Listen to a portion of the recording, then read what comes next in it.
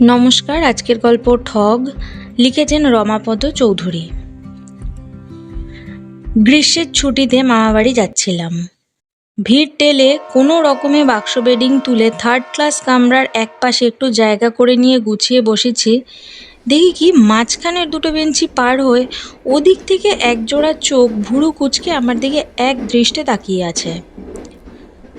চোখ ফিরিয়ে নিলাম সঙ্গে সঙ্গে, কারণ যিনি তাকিয়েছিলেন তিনি পুরুষ নন, মহিলা। বয়সে আমার চেয়ে বেশ কিছু বড়। আমার প্রায় মুখোমুখি বসেছিলেন তিনি। মাঝখানে শুধু দু বেঞ্চি মাথা দুলতে শুরু করেছিল ট্রেনটা ছেড়ে দেওয়ার পর থেকে। তাদের মাথার দোলানিতে অবশ্য ভদ্রমহিলার মুখটা এক আধবার চোখে পড়ছিল আর দেখা যাচ্ছিল। দেখা গেলে কি হবে, আমি চোখ তুলে তাকাতে পারিনি, কারণ যতবার আর চোখে তাকাই ততবারই তিনি ঠায় একদৃষ্টে আমার দিকে তাকিয়ে আছেন।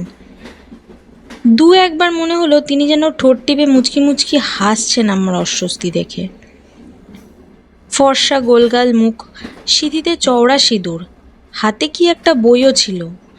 মাঝে মাঝে তিনি সেটা পড়বার চেষ্টা করছিলেন আর থেকে থেকে তাকাচ্ছিলেন আমার দিকে। সে যে কি অস্বস্তি তা বলে বোঝাতে পারবো না। আমি তাই ইচ্ছা করেই জানলায় মুখ গলিয়ে অন্যমনস্ক হবার চেষ্টা করছিলাম। ট্রেন তখন বেশ জোরে চলতে শুরু করেছে। অনেকক্ষণ জানলায় গলা বাড়িয়ে থাকার জন্য ঘাড় টনটন করছিল। মাথা তুলতেই তার সঙ্গে চোখাচোখি হয়ে গেল। আর সঙ্গে সঙ্গেই মুচকি এসে তিনি বলে উঠলেন, কিরে, চিনতে পারছিস না? বেশ জোরের সঙ্গেই বললেন, যাতে দুটো বেঞ্চি পার হয়ে কথাটা আমার কানে এসে পৌঁছায়। চমকে উঠলাম প্রশ্ন শুনে। খুঁটিয়ে খুঁটিয়ে দেখলাম তাকে, কিন্তু চিনতে পারলাম না। আমাকে বোধহয় সে মুহূর্তে খুব অসহায় দেখালো। আমার অবস্থা দেখে হাসলেন তিনি। বললেন, এ লাইনে কোথায় যাচ্ছিস, মামা বাড়ি? বললাম হ্যাঁ। তারপর নানা প্রশ্ন, বাবা ভালো আছেন, মা কাশি থেকে ফিরেছেন, মিনার বিয়ের কিছু হলো কিনা, নিমু চাকরি বাকরি পেল কিনা, আর একটার পর একটা উত্তর দিয়ে চলেছি আমি। হঠাৎ এবার থেমে পড়ে বললাম, উত্তর দেব না আপনার কথার। সশব্দে হেসে উঠলেন তিনি। বললেন, কেন? বললাম, এত সব জিজ্ঞেস করে গেলেন অথচ আপনাকে চিনতেই পারলাম না। উত্তর এলো, তুই বল না আমি কে? বললাম, সত্যিই চিনতে পারছি না। ভদ্রমহিলার মুখ থেকে হাসি সরে গেল, ক্রমে মুখখানা গম্ভীর হয়ে গেল। একটুক্ষণ চুপ করে ধীরে ধীরে বললেন, আমি তো সেজ মামিমা।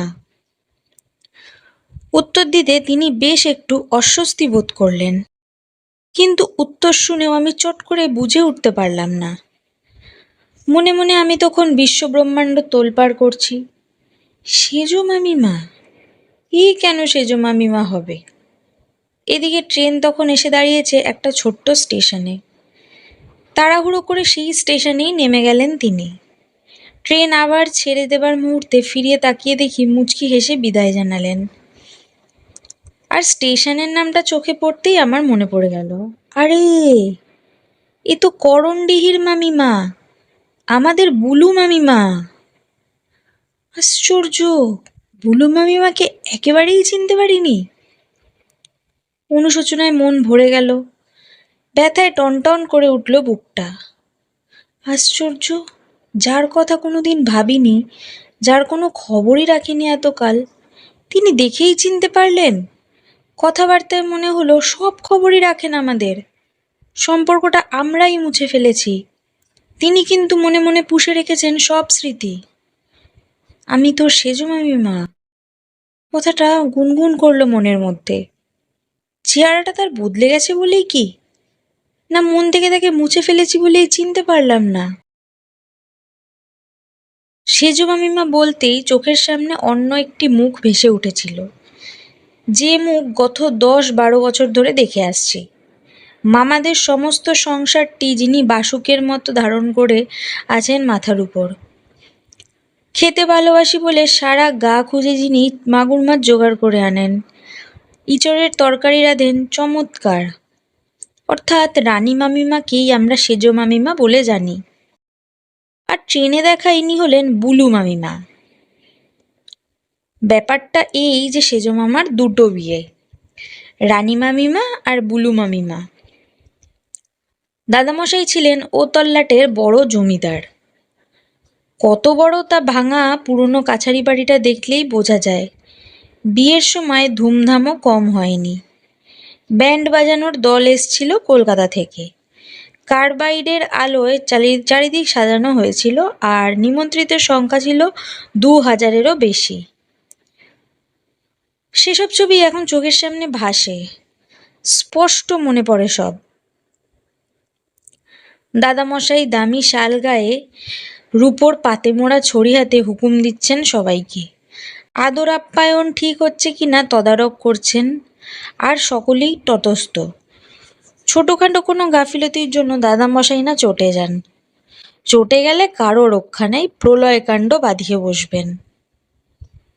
সত্যি কথা বলতে কি, দাদামশাইকে মামারাও ভয় পেত।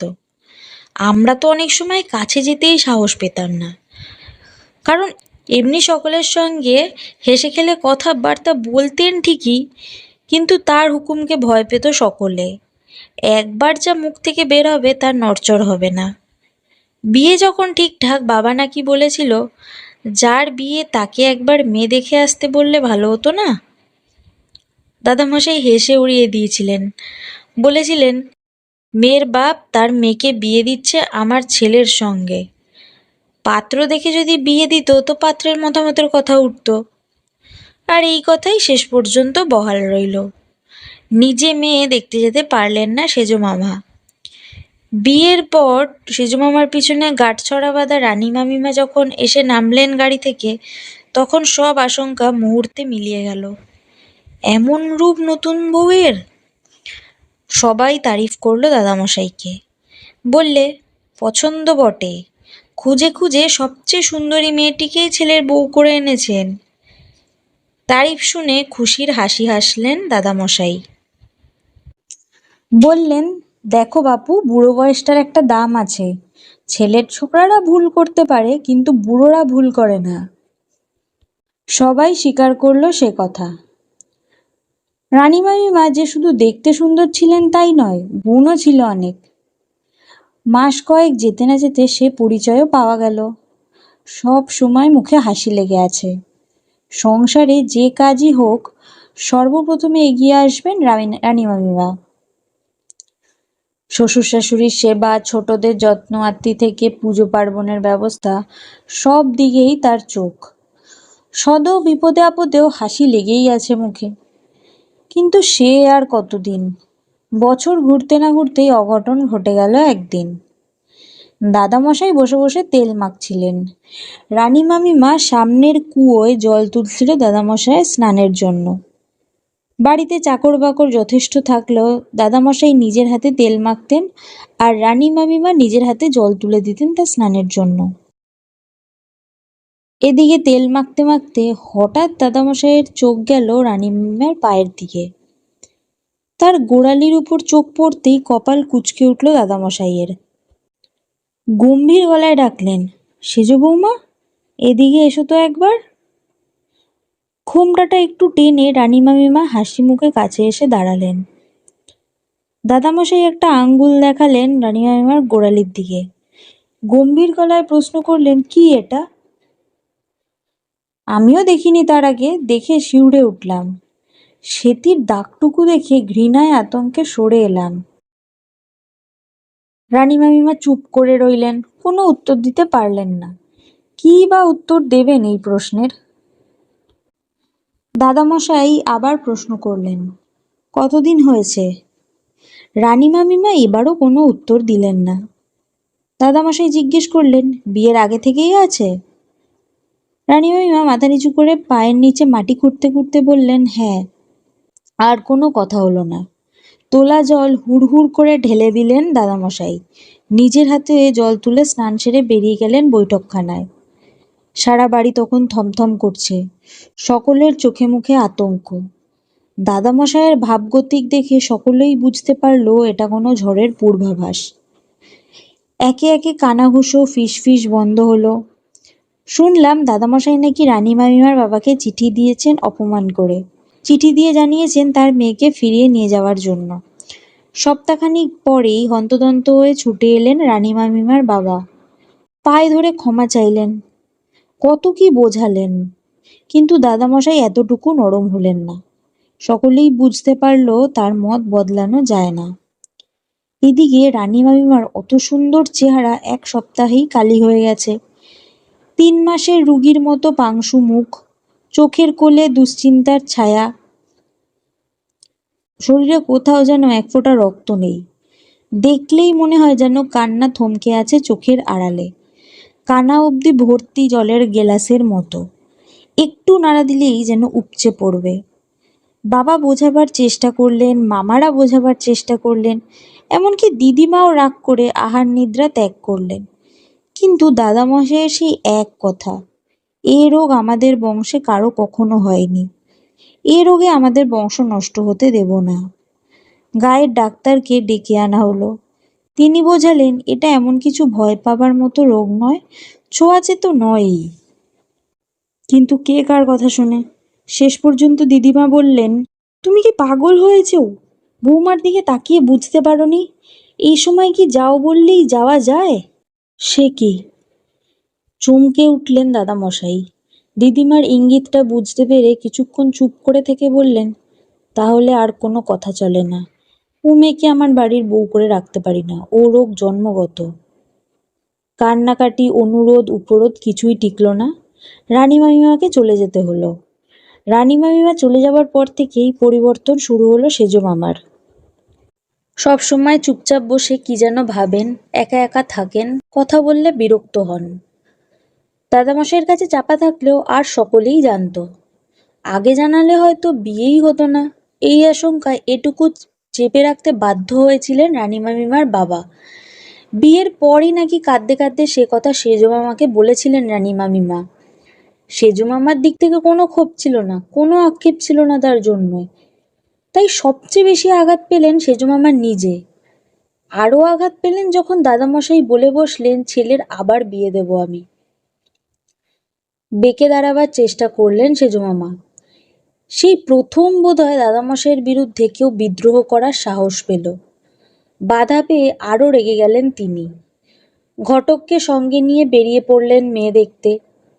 ফিরে এলেন পাত্রী দেখে বিয়ের দিন পাকাপাকি করে। খবর পেয়ে রানী মামিমার বাবা চিঠি লিখলেন, মেয়েকে বড় ডাক্তার দেখিয়ে চিকিৎসা করাচ্ছেন, সেরে উঠবে আশা দিয়েছেন ডাক্তার। দাদামশাই হাসলেন চিঠি পেয়ে। সেরে যাবে? ও বিষ দূর করা কি সহজ কথা? পায়ের গোড়ালিতে আছে এখন, ক্রমশ সর্বশরীরে হবে। সেটি ভীষণ রোগ, ধবলজা, শ্বেতকুষ্ঠও তাই। আপত্তি তো শুধু রোগের জন্য না, মেয়ের বাপ তার সঙ্গে এমন প্রবঞ্চনা করলো কেন? আগে জানায়নি কেন? সেরে গেলেও ও ঠক জোচ্চরের মেয়েকে বাড়ির বউ করে আনবেন না তিনি। সেজো মামা বেঁকে দাঁড়ালেন, বিয়ে আমি করব না, বিয়ের শখ আমার মিটে গেছে। বিয়ে করবে না? রেগে আগুন হয়ে উঠলেন দাদামশাই। হুমকি দিলেন, ত্যায্য পুত্র করবেন বলে শাসালেন। শেষে কোনো কিছুতেই যখন কাজ হলো না, আহার নিদ্রা ত্যাগ করে বসলেন। বিয়ের দিন ঠিক করে ভদ্রলোককে কথা দিয়ে এসছি আমি, আমার সম্মান যদি না রইল তো বেঁচে থেকে কি লাভ, আমি আত্মঘাতী হব। শেষ পর্যন্ত সাহস হারালেন সেজো মামা, বিয়ে করতে রাজি হলেন। বিয়ে হয়ে গেল। রানী মামিমার বদলে এলেন বুলু মামিমা। সকলেই ভেবেছিল 2 দিন পরেই সংসারের চাকা আবার সচল হবে, আবার সুস্থভাবে জীবন শুরু হবে সেজো মামার। ভুল বুঝেছিল। দাদামশাইয়ের বিরুদ্ধে সেজো মামার যত আক্রোশ সব গিয়ে পড়ল বুলু মামিমার ওপর। যেন সংসারের সমস্ত অশান্তির জন্য বুলু মামিমাই দায়ী। বুলু মামিমার সঙ্গে ভালো করে কথা বলতেন না সেজো মামা। পরিবারের অন্য সকলেও তার সঙ্গে কেমন একটা দূরত্ব রেখে চলত। তাই জীবন অতিষ্ঠ হয়ে উঠল বুলু মামিমার। টিকতে পারলেন না। ছাই চাপা আগুনের মতো বিতৃষ্ণায় জ্বলছিলেন বুলু মামিমা। হঠাৎ একদিন কি একটা সামান্য কারণে তুমুল কাণ্ড বাঁধিয়ে তুললেন। রাগারাগি করে বাপের বাড়ি চলে গেলেন, আর ফিরলেন না। সেজো মামা ফিরিয়ে আনতে গিয়ে একাই ফিরে এলেন। দাদামশাই চিঠি দিলেন, তার উত্তর এলো না। সবই লক্ষ্য করছিলেন দাদামশাই, মুখ বুজে সহ্য করছিলেন সবকিছু। বুঝেছিলেন ইচ্ছে থাকলে মানুষকে সবই দেওয়া যায় না শান্তি। বুলু মামিমার অশান্তি, সেজ মামার অশান্তি, সংসারের অশান্তি দেখতে দেখতে তিনি কঠিন অসুখে পড়লেন। বেশ কিছুদিন রোগে ভুগে মারা গেলেন। মৃত্যুর খবর পেয়ে ছুটে এলেন রানীমাইমা। কোলে তখন তার একটি ছোট্ট মেয়ে। যে মেয়ের জন্মের খবর পেয়েও সেজ মামাকে দেখতে যেতে দেননি দাদামশাই। পাছে দিদিমা পা সরিয়ে নেন এই ভয়ে স্পর্শ বাঁচিয়ে প্রণাম করলেন রানীমাইমা। দিদিমা কিন্তু দূরে সরে থাকতে পারলেন না।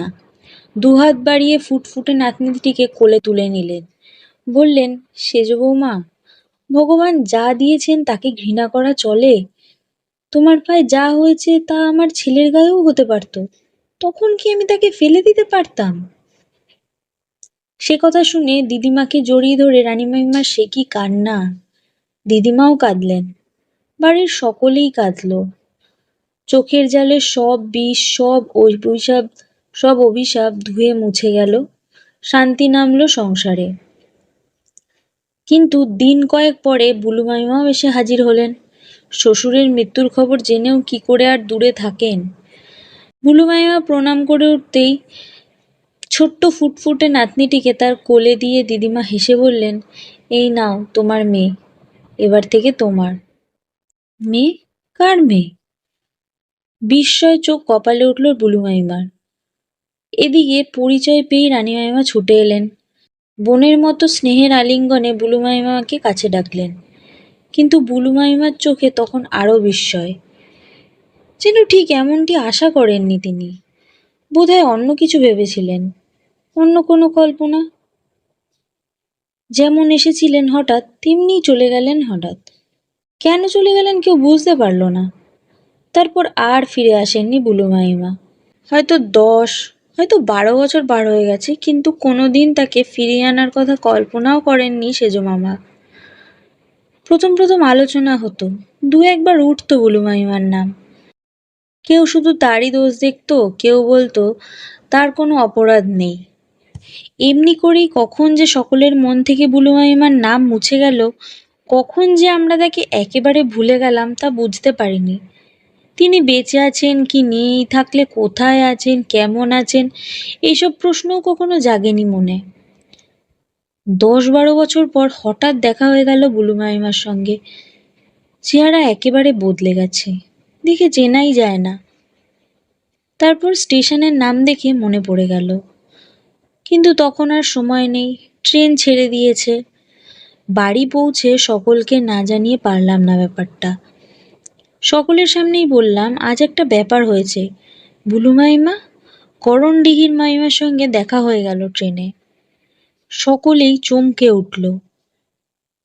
খুঁটিয়ে খুঁটিয়ে সমস্ত ঘটনার আনুপর্বিক বিবরণ দিলাম। বললাম, বুলু মামিমা কিন্তু আমাদের সব খবরই রাখেন, আমরাই শুধু তার কোনো খবর রাখি না। সকলেই গম্ভীর হয়ে গেল, কেউ কোনো কথা বলল না। শুধু সেজ মামার মুখখানা হঠাৎ কেমন যেন বদলে গেল, কেমন যেন চাপা কান্নায় থমথম করছে। মাথা নিচু করে বসে রইলেন। তারপর এক সময় সকলে উঠে যেতে সেজ মামা ফিসফিস করে বললেন, হ্যাঁ রে, আমার কথা কিছু জিজ্ঞেস করলো? বললাম, কই না তো। কিচ্ছু জিজ্ঞেস করলো না? না। চুপ করে রইলেন, কোনো কথা বললেন না আর। অনেকক্ষণ পর একটা দীর্ঘশ্বাস ফেলে বললেন, ওর আর কি দোষ, সব দোষ তো আমাদেরই। বললাম, যাও না সেজু মামা, ফিরিয়ে নিয়ে এসো না তুমি, এভাবে একটা জীবন নষ্ট হয়ে যাবে চোখের সামনে। দীর্ঘশ্বাস ফেলে সেজু মামা বললেন, তাই ভাবছি। হ্যাঁ যাব, ফিরিয়ে আনতে যাব আমি, কাল সকালের ট্রেনেই। বলে সুটকেস গোছাতে শুরু করলেন সেজু মামা। রানী মামিমা সুটকেস গুছিয়ে দিলেন। বললেন, সত্যিই তো দোষ আমাদেরই, যাও ফিরিয়ে নিয়ে এসো ওকে। পরের দিন ভোরবেলাতেই ট্রেন। ভোরবেলায় ঘুম ভাঙতে দেখি সেজু মামা তখনও ঘুমাচ্ছেন। বললাম, করণডিঘি যাবে না?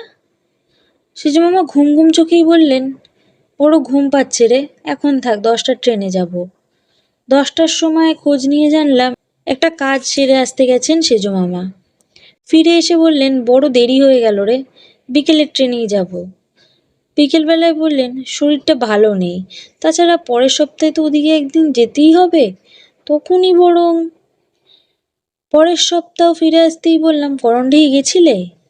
দীর্ঘশ্বাস ফেলে সেজমামা বললেন যাওয়ার হলো কই, যা কাজের চাপ। কিছুক্ষণ চুপ করে থেকে হঠাৎ বললেন কোন মুখেই বা যাবো বল? জিজ্ঞেস করলাম কেন? উত্তর এলো বাবাকে যদি ঠকজচ্চুর বলে অপমান করে। মেয়ে দেখতে গিয়ে বাবা যে তোর রানীমাইমার কথা একেবারে চেপে গিয়েছিলেন। চমকে উঠলাম সেজমামার কথা শুনে। রানীমাইমার গোড়ালির সেই সাদা দাগটুকু দেখে একদিন দাদামশাই যেমন চমকে উঠেছিলেন। বহুদিন আগে দাদামশাইয়ের মুখে শোনা প্রবঞ্চনা কথাটা হঠাৎ যেন কানে বাজল, যেন দাদামশাইকেই বিদ্রূপ করে উঠল কথাটা। নমস্কার। গল্পটা যদি ভালো লেগে থাকে তাহলে লাইক শেয়ার কমেন্ট করবেন আর আমার চ্যানেলটিকে সাবস্ক্রাইব করে দেবেন। ধন্যবাদ।